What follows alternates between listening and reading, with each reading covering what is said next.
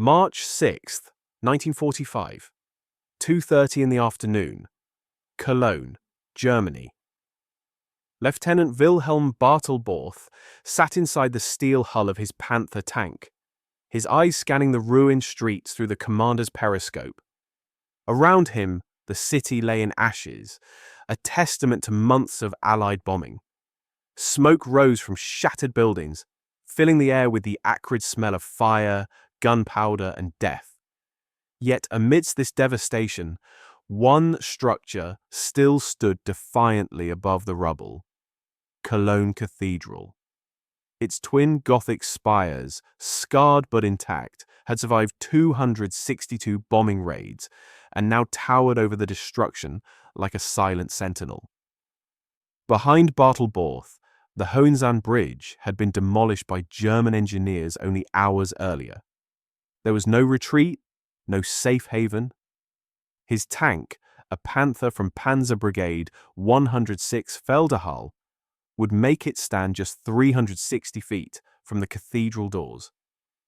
What none of them knew, what would soon unfold in the next 30 seconds, would become the most famous tank duel of the war, captured on film and broadcast to millions. But beyond fame, this moment would reveal a profound truth. German confidence in technological superiority was about to be shattered. Across the Western Front, since the Normandy invasion 9 months earlier, German tank crews had clung to their faith in Panther and Tiger superiority. They had destroyed Shermans by the hundreds. The 75mm KWK-42 gun on a Panther could punch through American armor at ranges exceeding 2,000 meters. In Normandy, a single Tiger had destroyed 25 Shermans before being disabled. These victories sustained a dangerous myth: that German tanks were invincible, that American industry and armor were inherently inferior. But the tides were shifting. By February 1945, American tank crews began reporting encounters with a new threat, a tank unlike anything they had seen before. Something that moved differently, fought differently, and carried firepower capable of confronting Panthers head-on. German intelligence dismissed these reports. The idea that America could develop a heavy tank to match German armor seemed impossible to minds conditioned by years of propaganda about American industrial incompetence. The story of the tank that would change the war begins not on the battlefield, but in the summer of 1942 at Fort Knox, Kentucky. The Armored Force Board gathered to review reports from North Africa. American crews fighting in M3 Lees and early Shermans were being slaughtered by German panzers. A disturbing pattern emerged. German tanks could destroy American armor at ranges where American guns could not penetrate their defenses. This was not an issue of tactics or bravery, it was physics. American tanks were outgunned, out-armored, and increasingly obsolete. Yet bureaucratic inertia proved stronger than battlefield reality. General Leslie McNair, commanding U.S. Army ground forces, opposed heavy tank development. He insisted that tank destroyers, not tanks, should face enemy armor, while Shermans supported infantry. This bureaucratic doctrine, tragically, would cost thousands of American lives. The Sherman, light and vulnerable, would remain the primary American tank throughout much of the war. In Normandy, crews nicknamed their vehicles Ronsons after the cigarette lighter because they ignited so easily when hit. Others called them Tommy Cookers. Humor-masked terror, and every engagement against Panthers and Tigers became a test of survival, not superiority. Yet innovation came from unexpected corners. In September 1942, engineers tested the T-23 medium tank at Aberdeen Proving Ground. They mounted a 90mm anti-aircraft gun into its turret, creating the T-25 prototype. McNair blocked production, adhering rigidly to doctrine. Debates raged through 1943 and into 1944. even as Sherman crews continued to die in battles against German heavy tanks. Finally, in January 1944, the Ordnance Department bypassed McNair, labeling the new design a medium tank rather than a heavy one, a bureaucratic sleight of hand that saved the program. The first T-26E3 tanks, later named the Pershing, rolled off the assembly lines in November 1944. The Pershing was a game-changer. Armament, 90mm M3 gun, capable of penetrating Panther frontal armor at 1,000 yards. Armor, over 4 inches thick on the front, sloped for maximum deflection. Mobility, adequate for the fluid combat of Western Europe, though less nimble than the Sherman. Crew morale, the most profound change. For the first time, American tank crews could fight German heavy armor without a near-certain expectation of death. 20 Pershings shipped to Europe in January 1945 for combat evaluation. Crews were chosen with care, drawn from experienced tankers with proven combat records. Among them was Sergeant Robert Early from Fountain, Minnesota, who commanded one Pershing assigned to Easy Company, 3rd Armored Division. His crew included Corporal Clarence Smuyer, gunner, known for deadly accuracy; Private John Durigi, loader, recognizable by his distinctive French tank helmet; Technical Corporal William McVeigh, driver, steady under pressure; Private Homer Davis, bow machine gunner, always vigilant, wearing his signature knit tanker's hood. They named their tank Eagle 7 after the Philadelphia Eagles and the vehicle designation E7. In late February 1945, the crew climbed into the Pershing for the first time. Immediately they noticed the difference. The interior was spacious, the gun imposing, the armor reassuringly thick. Most importantly, psychologically, they were no longer afraid. The Pershing's combat baptism came on February 25, 1945, near the Ruhr River during Operation Lumberjack. The 3rd Armored Division pushed toward Eldorf, 30 miles west of Cologne. Every ruined building, every pile of rubble could conceal German armor. The tension was suffocating. Then, contact. A Panther appeared, partially hidden behind debris. Smuyer identified it through the gun sight. Early gave the order to fire. The 90mm round struck the Panther's frontal armor, something the Sherman could never achieve. The German tank erupted in flames, the crew bailing out as the vehicle burned. Eagle 7 had proven its worth in its first engagement. 2 days later at Eldorf, the Pershing's power was displayed again. Sergeant Nicholas Mashlonik, commanding Pershing number 40, faced 4 Tigers and 2 Panthers. He destroyed the Tiger with 4 rapid armor-piercing rounds. Within minutes, multiple German tanks lay destroyed or disabled. The Pershing was no longer just equal, it could dominate German armor when properly handled. The implications of the Pershing's introduction were immediate and profound. German tank crews, long confident in their technological supremacy, began to hesitate. The silhouettes they had learned to fear, the Sherman and the Panzer, were no longer the only players on the battlefield. The Pershing, unseen, unrecognized, struck terror into German hearts. Reports from the front described American tanks with heavier guns and thicker armor. German intelligence scrambled to understand. Recognition materials did not exist. Crews encountered a new enemy capable of killing Panthers from the front. The narrative of American industrial inferiority crumbled in the rubble of Cologne and Eldorf. March 6th dawned cold and clear. American forces pushed deeper into Cologne, clearing streets block by block. Snipers, panzer teams, and desperate German defenders contested every building. Young boys, some barely teenagers, attempted to stop tanks with handheld anti-tank weapons. Most perished instantly. The Americans advanced methodically, using their armor to blast holes in walls, letting infantry sweep through. By 2 p.m., 2 Sherman tanks from Fox Company, 3rd Armored Division, approached the cathedral. Lieutenant Kellner commanded the lead tank. The streets were lined with rubble, and as his Sherman tried to advance, it became trapped behind a pile of debris. He called for a bulldozer tank to clear the obstruction, a pause that would prove fatal. Lieutenant Bartalborth's Panther, hidden just beyond the intersection, had already observed their advance. The Panther fired. The first 75mm armor-piercing round tore through Kellner's Sherman, hitting just below the gun shield.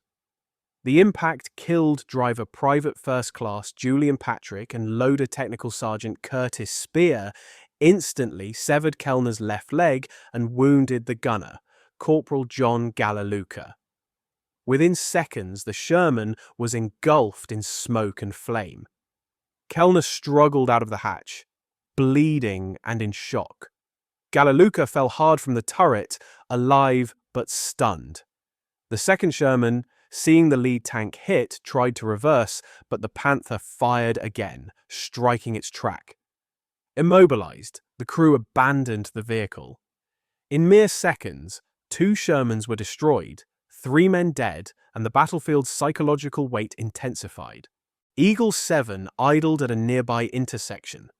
Sergeant Robert Early and his crew heard the explosions, saw smoke rising, and received radio reports. A Panther near the cathedral had destroyed 2 Shermans. Easy Company's mission was now to eliminate this threat. This was exactly what the Pershing had been designed to do. Signal Corps photographer Jim Bates grabbed his 16mm camera, running toward Early's tank. He had spent the day filming street fighting, but now he sensed a historic moment unfolding, a duel that could define armored warfare. Early and Bates moved on foot, dodging rubble, reaching a vantage point on the mezzanine level of the Deutsche Arbeit building.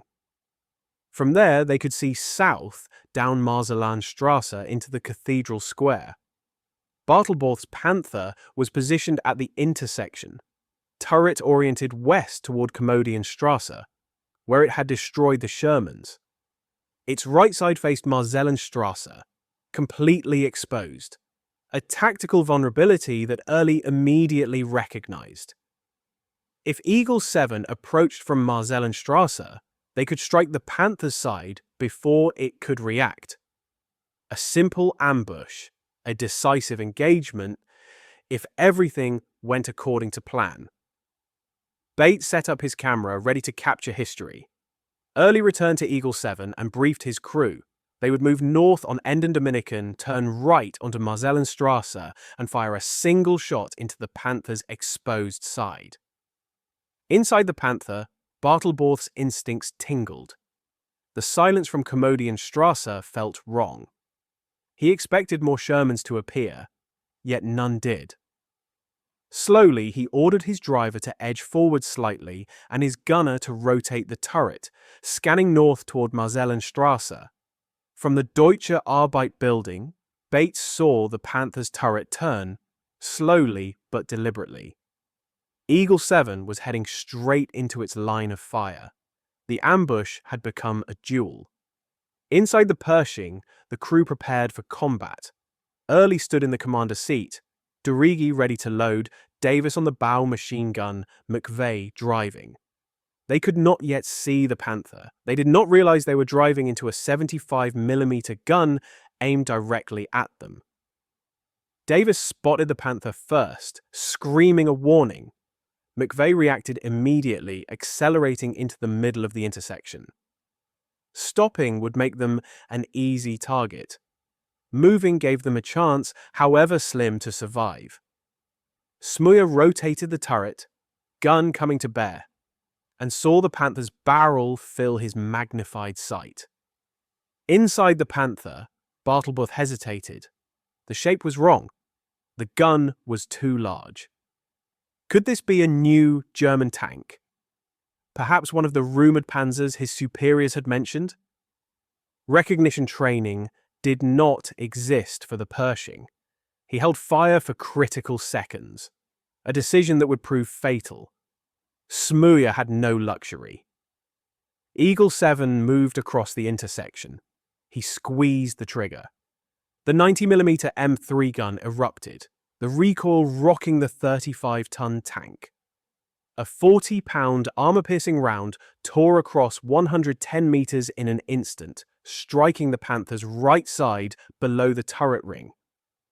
Tungsten penetrated 80mm of armor as if it were cardboard. Flames erupted inside, spreading to the engine compartment. Bartalborth threw open his hatch and leaped out, followed by 3 crew members. Smuja fired a second round into the turret ring, killing the German gunner who had not escaped in time. A third round struck the hull, fully penetrating and ensuring the Panther could not return fire. 30 seconds of combat, 3 rounds fired, and the duel was over. Flames engulfed the Panther. Jim Bates captured it all on film. Frames showing crew members escaping, tanks burning, and the Pershing standing victorious. Early radioed the threat eliminated. Medics rushed to treat the wounded Sherman crews. American infantry advanced past the burning Panther toward the cathedral.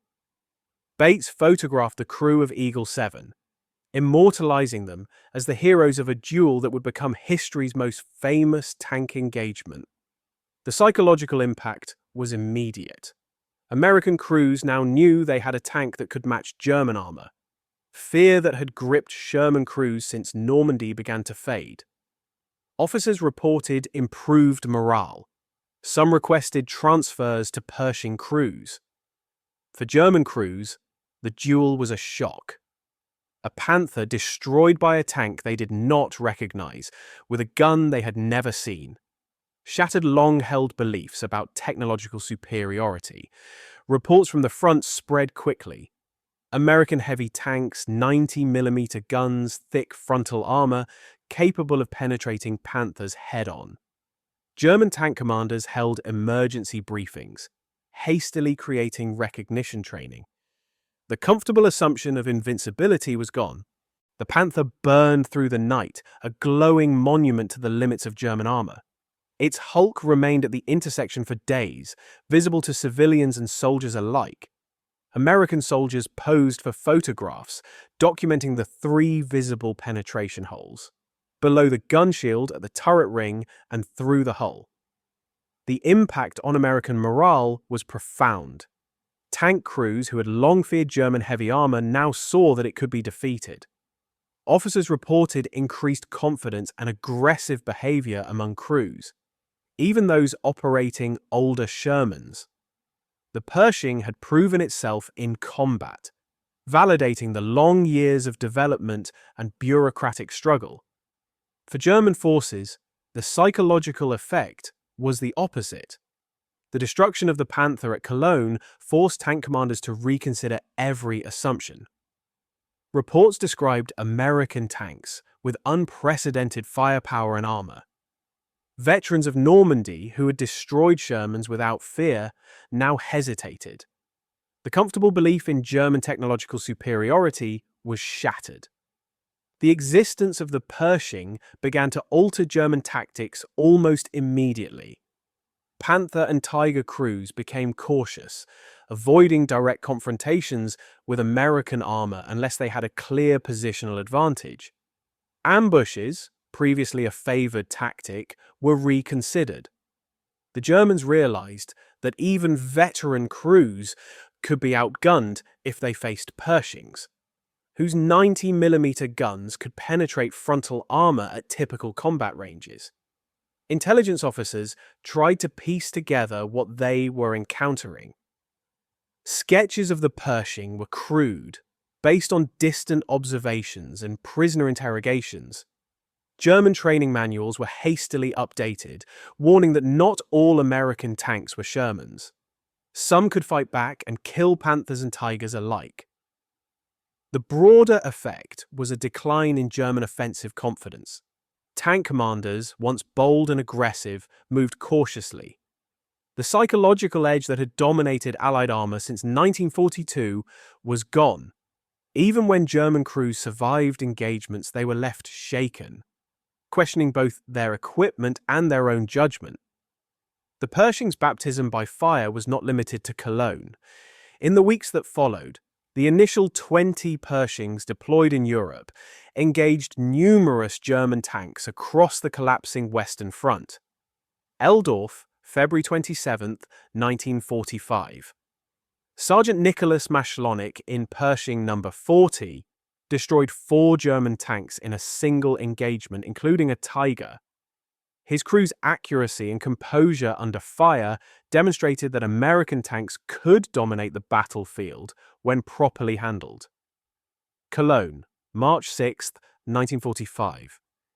Eagle 7's duel with Bartalborth's Panther became the most documented tank engagement of the war, captured on 16mm film by Jim Bates.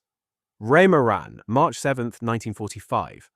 4 Pershings provided critical fire support in capturing the Ludendorff Bridge, the first intact Rhine crossing secured by American forces.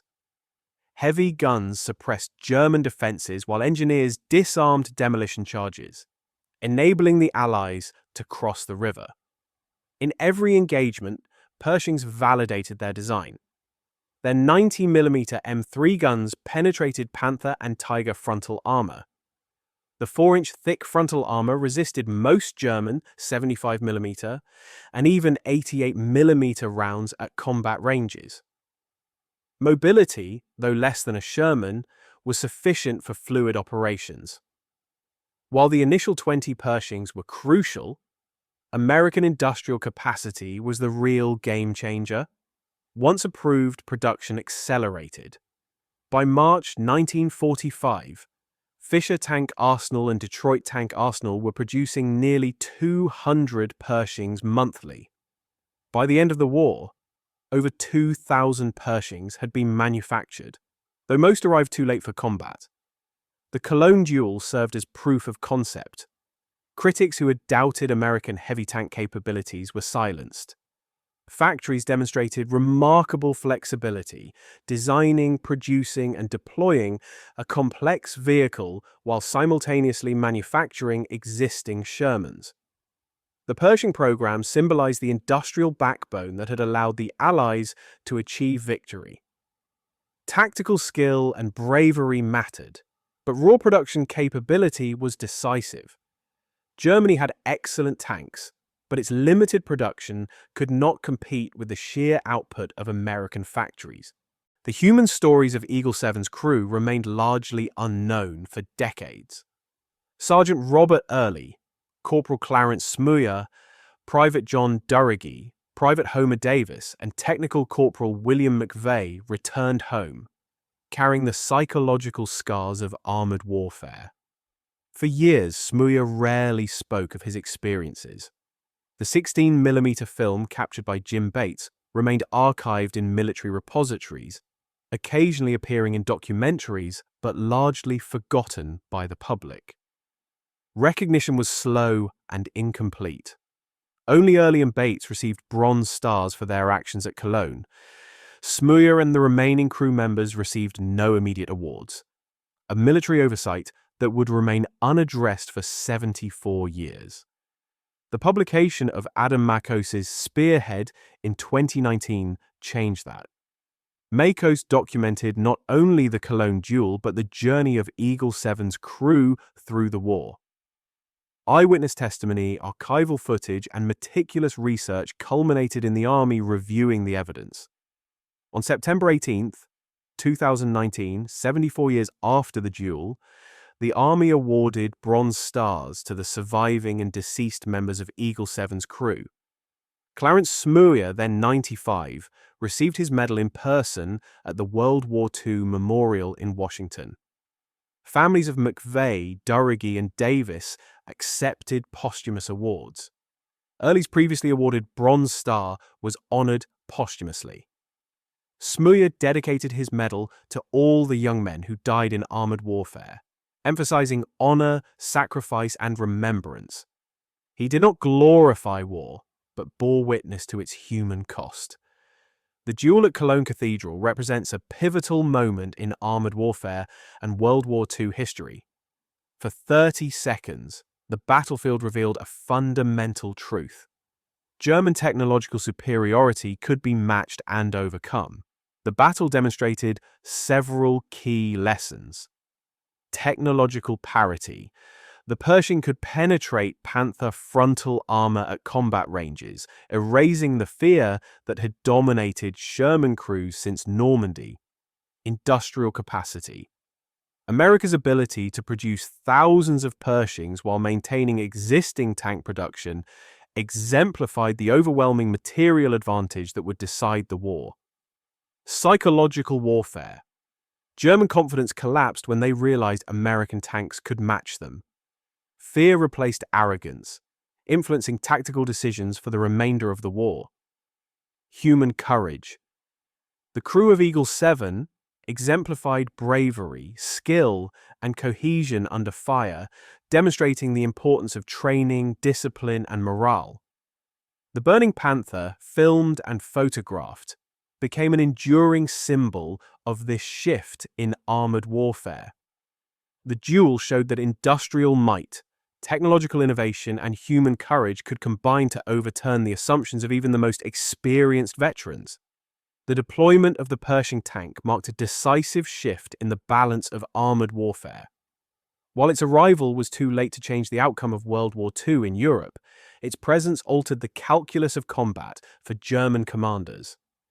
Panthers and Tigers, once the unquestioned kings of the battlefield, now faced an opponent capable of defeating them at typical engagement ranges. German intelligence was slow to react. Interrogations, captured documents, and field reports described the Pershing's armor, armament, and mobility, but no coherent strategy emerged. By March 1945, the Western Front was collapsing. Fuel shortages, exhausted crews, and the inability to replace lost vehicles meant that even the most advanced German tanks became immobile targets. The Pershing program also demonstrated the decisive role of industrial capacity in modern warfare. The United States had taken a design conceived in 1942, navigated bureaucratic delays, and delivered a tank capable of matching Germany's best armor, all in under 3 years. Factories could not only produce new designs, but scale them in unprecedented numbers. This was a demonstration of what historian John Keegan called the ultimate weapon of war: production. The men of Eagle 7 returned home carrying both the memories of combat and the weight of survival. Each lived quiet, productive lives, reflecting the character of their generation. Clarence Smuyer married Melba, the woman who had sent him homemade fudge during the war. He worked as a supervisor in a cement plant and avoided war films and fireworks that triggered memories of Cologne. In 2013, he returned to Cologne with Adam Makos, revisiting the intersection where he had fired the 3 historic rounds. There he met Gustav Schäfer, a German tank crewman who had served in Bartalborth's Panther. They confronted shared guilt over civilian deaths, including Katharina Esser, a young woman killed in crossfire, and forged a lasting friendship. Smuyer lived to age 99, witnessing the eventual Bronze Star recognition for his crew. Robert Early, the tank commander, lived in Minnesota. He had previously received his Bronze Star posthumously but was honored by family members in 2019. Technical Corporal William McVeigh, Private John Durragee, and Private Homer Davis returned to civilian life in Michigan, Pennsylvania, and Kentucky, respectively. They rarely spoke of the war, but their actions at Cologne remained etched in history. Their shared experience illustrated the reality of armored warfare: long periods of confinement in a metal capsule, relentless danger, and the omnipresent threat of death. Yet they survived, adapted, and built families and communities in the post-war world. The Pershing's design influenced post-war armored warfare. Modified versions became the M46 pattern, deployed during the early Cold War and in the Korean War. The lessons of Cologne, Gun caliber, armor thickness, mobility, and crew ergonomics were incorporated into future designs. The importance of crew coordination, battlefield awareness, and tactical decision-making was emphasized in military schools. The Cologne Duel remains a case study in surprise, firepower concentration, and technological impact.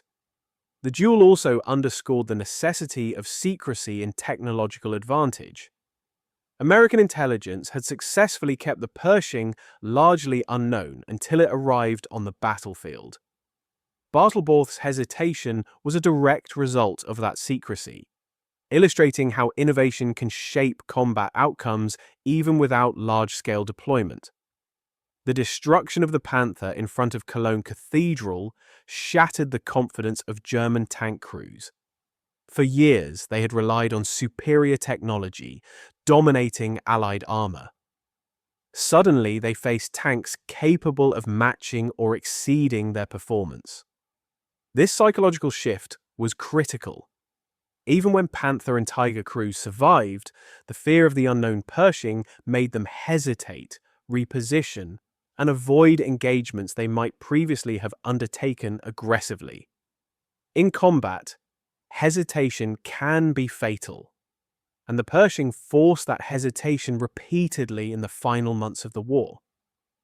The duel's significance extends beyond tanks and technical specifications. The burning Panther, captured on film and photographed, became a symbol of the limits of technological superiority without sufficient production and tactical support. It represented the broader narrative of World War II. The Allies, leveraging industrial capacity, innovation, and courage, could overcome enemies who relied solely on advanced technology. The Cologne Duel, captured in 45 seconds of 16mm film, illustrates that moment perfectly. It also reminds us of the human dimension of warfare. Men like Smuyer, Early, McVeigh, Dorrigy, and Davis were ordinary citizens called to extraordinary circumstances. Their courage, coordination, and skill transformed a secret weapon into a decisive factor on the battlefield. The delayed recognition of Eagle 7's crew emphasizes the importance of historical justice. The 2019 Bronze Star ceremony provided closure for surviving family members and surviving veterans. Smuyer's dedication speech honored all young men who fought in armored warfare, underscoring sacrifice, honor, and remembrance without glorifying war. The event also highlighted the enduring importance of historical research.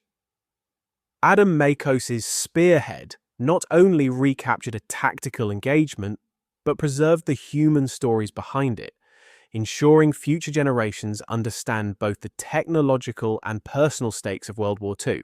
The duel at Cologne Cathedral offers enduring lessons for military strategy, industry, and human courage. Technological parity matters, but so does production. Superior technology is meaningless without the ability to manufacture and deploy it at scale. Morale and psychology shape combat outcomes. Fear, hesitation, and uncertainty can dramatically alter battlefield dynamics. Innovation must overcome bureaucracy. The Pershing's delayed deployment demonstrates the cost of administrative inertia on human lives. The human element is decisive. Crew training, coordination, and bravery can make or break engagements, even with technologically matched forces. History remembers both heroes and lessons. Eagle 7's story preserves not only valor, but insight into the broader mechanisms of industrialized warfare. The Cologne Cathedral duel is more than a 30-second engagement. It is a microcosm of the war itself. Technology, industry, courage, strategy, and consequence all colliding in a single moment.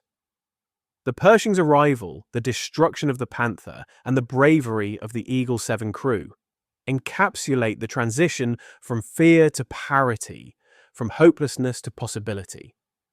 American industry demonstrated it could design, produce, and deploy complex weapon systems rapidly and effectively. German crews discovered that technical skill alone could not secure victory against a well-equipped and well-supported adversary. Decades later, the duel continues to teach lessons about preparation, innovation, leadership, and the human cost of war. It reminds us that even a brief moment captured on film can resonate through history.